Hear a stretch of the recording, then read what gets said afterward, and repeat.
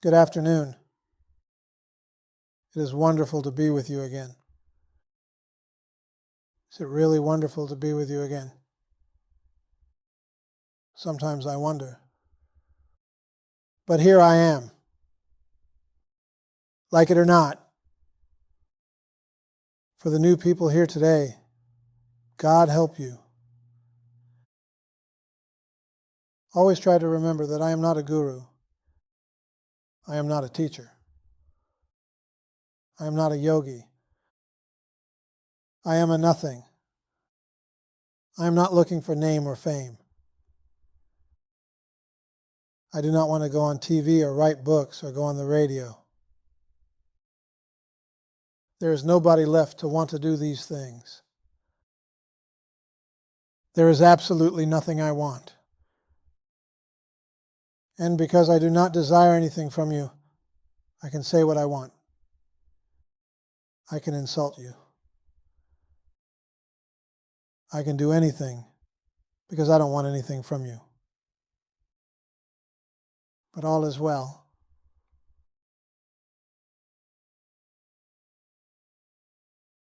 It is the ego that keeps you in bondage. It is the ego that makes you believe you are what you are. It is the ego that causes all the problems to come into your life. The ego is your worst enemy. Therefore, you have to do everything in life that you can do to annihilate the ego. The ego must be annihilated, totally removed, totally destroyed. The ego is like the uninvited guest that comes to the wedding party. Perhaps you have heard this story before. There is a wedding reception going on in a beautiful home. Everybody is totally blissful and happy and cheerful.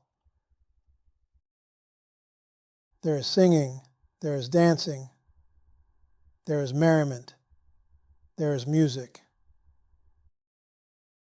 An uninvited guest comes into the party and tells everybody that he is a friend of the bridegroom's father.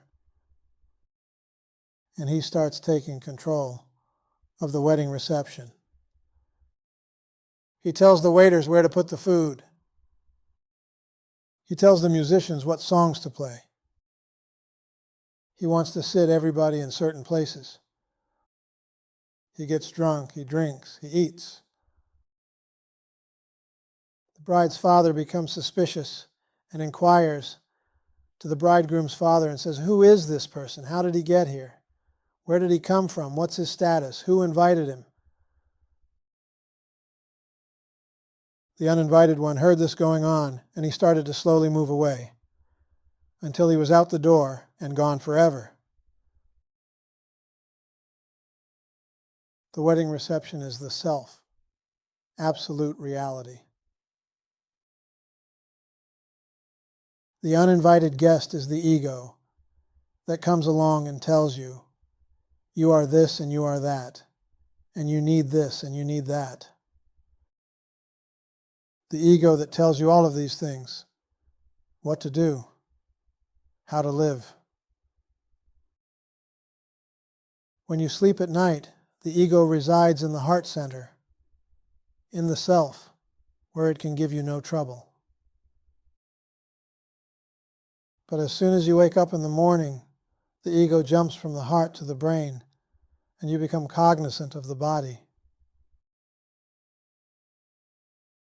You say, "I am the body," or "I am a man, I am a woman, I am sick, I am happy, I am hungry, I have to go to work," not realizing that the "I am" that you're talking about is pure awareness, absolute reality.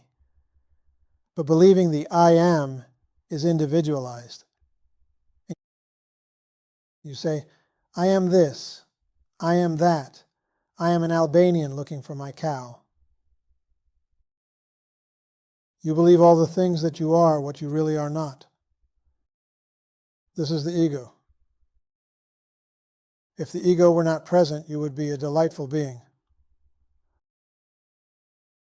You would be so happy, so blissful, always. You would not look for outside stimuli. You would not need anything in this world to make you happy, for happiness would be your nature. It is the ego that tries to tell you you are happy only when something good happens to you from outside. A new home, a lot of money, possessions, cars. And it is true you are happy for a while, but then this changes. You get used to the situation. You therefore need new things. You need new people in your life. You need new playmates, new toys.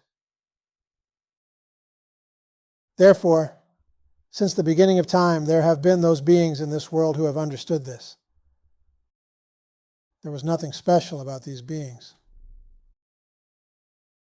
It is we who have not had realization that give them names like sages and saints, teachers of wisdom. Yet these sages, these saints so-called, are simple people who have only realized the truth. The truth that the ego is not you. The body is not yours. The mind is not yours. Your true nature is absolute reality, Sat Chit Ananda, Nirvana. This is what you really are. You appear to be a body functioning in this world like everyone else. This only happens because you believe you are a body. When you wake up in the morning and you say, I am the body, then there are also other bodies. For when there is one body, there are millions of bodies. When the idea of being the body disappears, then there is only one. That one is Brahman, the pure awareness, and that one is the chalkboard where all the images of this world are put. Erased, and more images put on the chalkboard. Erased, and more images put on the chalkboard. The images come and go. The chalkboard stays. The chalkboard is the self, the absolute reality. The images are all the people, the planets, the trees, the ego. The ego creates all the images, and you believe they're real. So you react to them. You try to fight them. You try to change them. You do all kinds of things in this world, and you waste your energy by trying to change conditions. The conditions, as most of you know, are actually part of the individual self, not the real self. The individual self, which is nothing but an I thought. You no longer change conditions. You change yourself by inquiring where the I thought comes from. Trying to understand the I thought when you say I is the whole problem. I am this and I am that. That's your problem, not the conditions of this world. You have absolutely nothing to do with this world.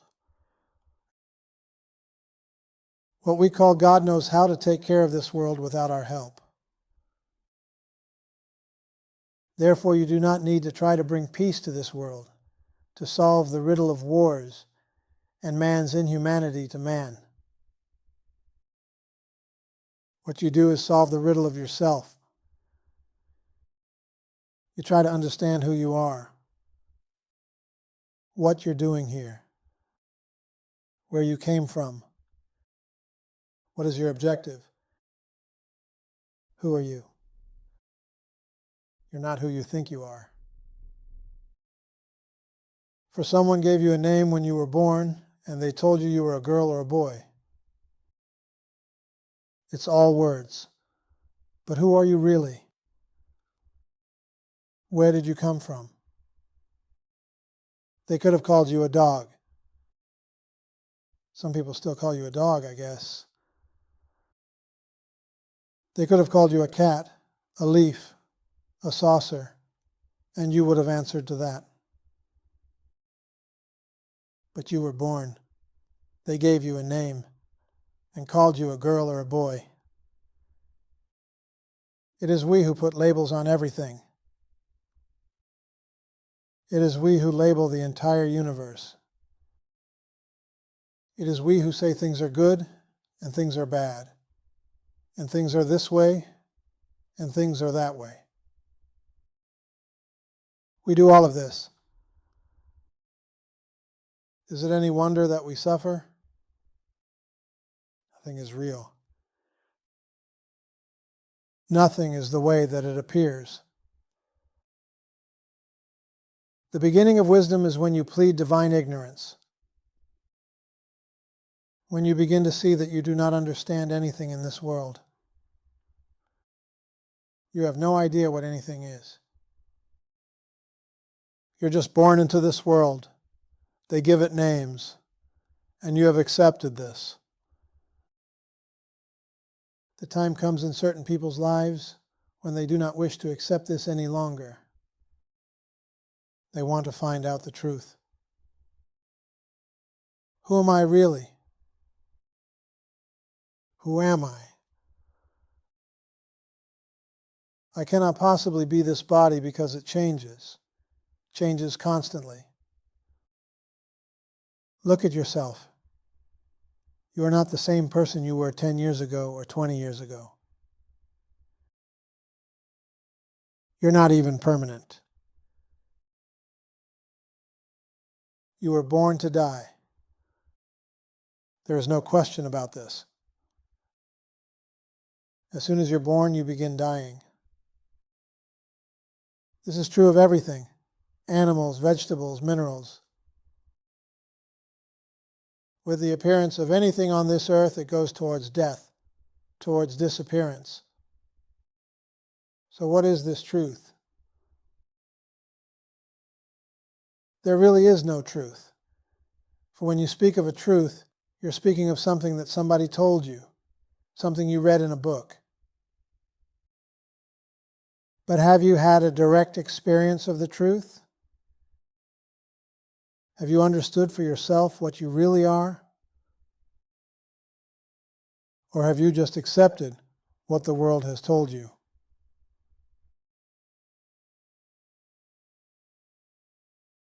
You have to grow up sometime. And growing up means giving up attachment to person, place, or thing. I'm not saying giving up friendship. I'm saying giving up attachment. Letting go of all the things that you have memorized. All of the things that you have learned in school. All of the things you have learned in church. To be totally free, everything has to go. You cannot hold on to one thing. A good example of this is when Ramana Maharshi arrived in Tiruvannamalai when he was 17 years old. He threw away the last bit of money he owned, took off all of his clothes, and started a new life. Of course, I wouldn't suggest that you walk down the street and drop all your clothes and say, "I've come to know God." They'll put you in the funny farm. Yet you do these things mentally. Everything is done mentally. You mentally give up attachments. You mentally give up possessions. You mentally give up good and bad. And you allow whatever happens to happen. This is a point that most of us are a little confused. When I say you allow whatever is to happen will happen. What I'm talking about is simply this. There is something that takes care of this entire universe in the right way without any help from you. You therefore do not have to take care of your body. What appears as your body will take care of itself. I know this sounds strange to some of you because you still believe that unless you take care of yourself, you will never be able to take care of yourself unless you do it yourself. But this is not the ultimate truth. The ultimate truth is the same power that knows how to grow oranges on an orange tree, knows how to grow wheat, knows how to grow mangoes and roses and flowers and everything else, knows how to take care of what you call your body without any help from you. You simply interfere, for it appears you are the ego. And it's the ego who tells yourself how you're supposed to live, what you're supposed to do, whom you're supposed to be with, so forth and so on. If you will only surrender yourself, surrender your body, surrender your fears, surrender your nose, surrender everything, then the current which knows the way will become activated, and you will find that you're doing beautiful things on this earth. You will find that you're well taken care of. It also sounds sort of strange when I tell you, if you have a disease, if you have physical problems, if you have problems of lack or limitation, do not attempt to correct these things. Whatever problem you may think you have, do not attempt to correct these things at all. Become the witness to the whole play of consciousness. Merely watch, observe, look intelligently at everything that appears, whether it's in your body or in the world or in the universe or wherever. When you surrender like this, something will give way and lead you where you're supposed to be at this present time of your incarnation, going through the experiences that you came here to go through. As you begin to trust and have faith in the powers that be, you find that you're becoming happier and happier and happier. Fears begin to leave you. Anxiety and tension begin to disappear. For you no longer have anything in this world to rely on, yet you are functioning. Things are happening, and you're at peace. Notice how the thoughts come to you when I stop talking.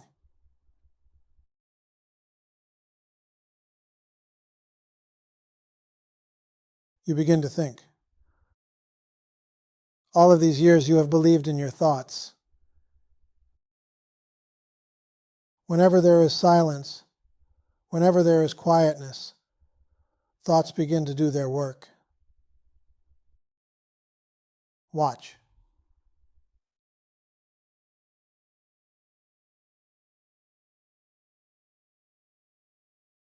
You see what I mean?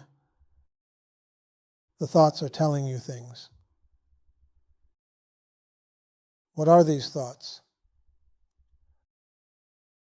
They're experiences of the past and worries of the future. The thoughts are not your friend. You must grab them when they begin and choke them to death. You can do this by inquiring, to whom do these thoughts come? The thoughts come to me. I think these thoughts. Well, if I think these thoughts, what is the source of the I? Who am I? And keep still, or you become the witness and observe all your thoughts going on in your mind. Actually, when I say your mind, it's a misnomer because the thoughts are your mind. There are no thoughts, and the mind. There are only thoughts as the mind. Most people are totally controlled by their thoughts. Watch the way you react and see if I'm not right. Every time you react to person, place, or thing, you're doing so because your thoughts are telling you something, are they not? Your thoughts are telling you, I've been insulted, I've been hurt, something has been taken away from me, something is not right, something is doing this and something is doing that. It is your thoughts that tell you this. If you weren't able to think again, you would be totally happy. You would be blissful. For the nature, the substratum of everything, is total happiness, total bliss. It is your thoughts that cause you confusion and problems, make you miserable, make you want to change things. You should be able to stay in one place forever, without any desire to go any place or do anything. You may say, that's not fun, that's boring. For whom is it boring? For your thoughts. It is your thoughts that tell you you'll be bored, unless you go here, unless you do this, unless you do that. Your thoughts tell you this.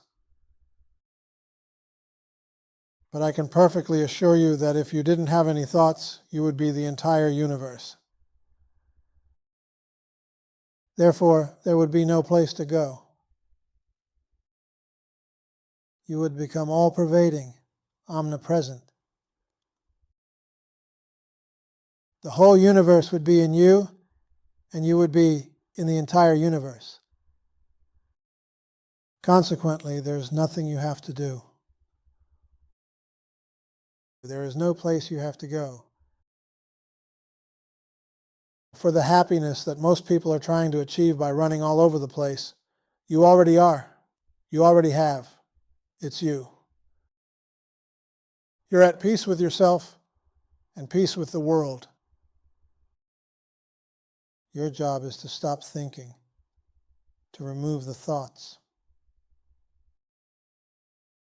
The thoughts are your master now, that make you feel sad or happy, good or bad. Why do you feel this way?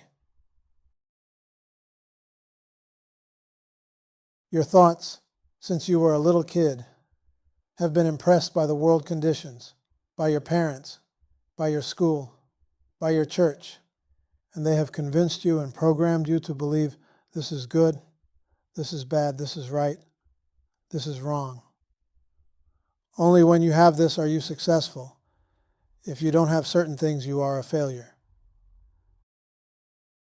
It is the thoughts that tell you these things. Again, if there are no thoughts, there is no one left to tell you anything. This is called liberation, moksha, freedom. You begin where you are now. You begin with yourself. You question yourself. You inquire, who am I? You sit in the silence. If thoughts come, you inquire, to whom do they come? You become still. You try not to get involved with people who talk too much. You live in the moment, in the present. You forget about yesterday, last week, last year. It's dead wood. It doesn't exist. You do not worry or think about tomorrow, for what you are today will become your tomorrow. You make your life simple by not getting involved with too many things.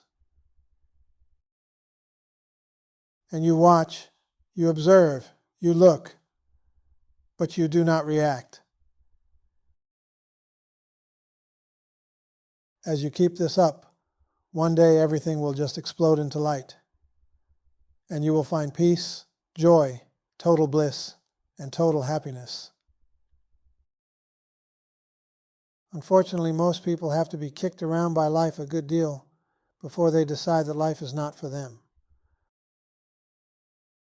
Fortunately, most of us have to go through many experiences before we're willing to try something else. Most of you came in here today to listen to a talk, to listen to a lecture, and then when I'm finished and you go home, you continue in your lifestyle that you've always had. It is this lifestyle that has to be surrendered. It is what you believe you are that has to be surrendered. The idea that you are young or you are old, that you are poor, that you are rich, that you are healthy, that you are sick, all of these things have to go. You try your best to keep from thinking. You follow your breath. You become cognizant of yourself. You become mindful of all of your experiences, of everything that goes on in your life.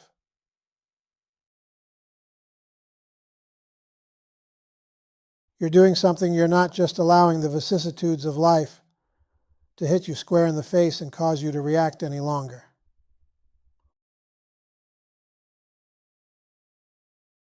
What does it matter what's going on? Leave it alone. Do not fight it. For this too shall pass.